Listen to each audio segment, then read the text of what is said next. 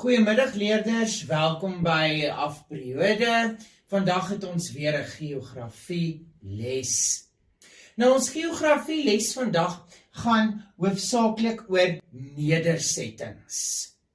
Nou nedersettings ouens is plekke waar mense woon.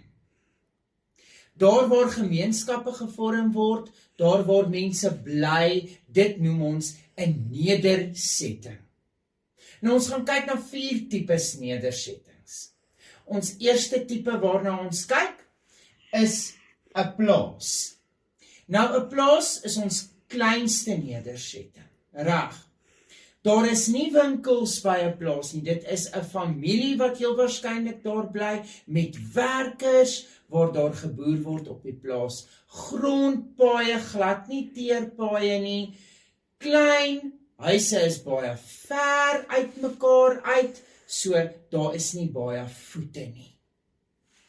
Ons tweede nedersetting waarna ons kyk is 'n landelike dorpie. Nou 'n landelike dorpie is 'n paar of 'n groepie huisies bymekaar, reg, as 'n gemeenskap. Ons kan dalk 'n informele skooltjie kry ook in hierdie landelike dorpie.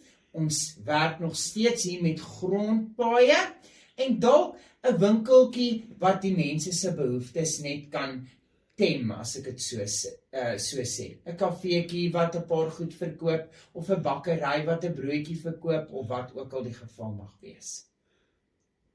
Ons derde nedersetting is 'n dorp. Nou 'n dorp is bietjie groter. By 'n dorp kry ons nou al teerpaaie.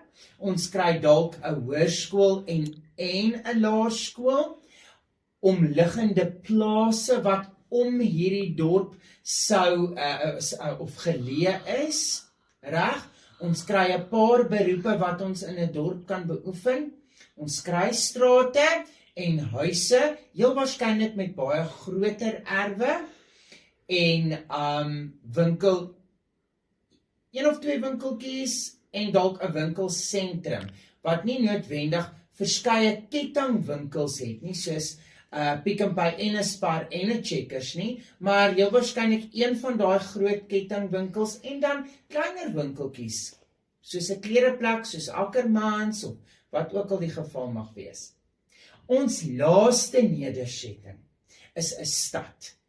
Nou 'n stad is waar baie mense woon.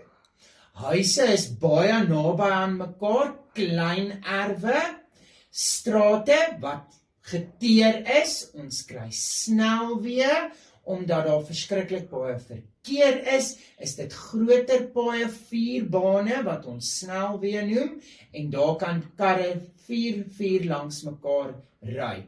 Ons kry groot winkelsentrums, wat julle dan nou as malls ken, en ons kry ongelooflik baie verskillende beroepe. Goed, so daar is ons 4 nedersettings wat ons kry. Ek hoop julle het dit verstaan na hierdie les en dat julle dit beter op papier kan weergee. Mag julle 'n wonderlike pouse hê en ek sien julle die volgende aflewering. Totsiens.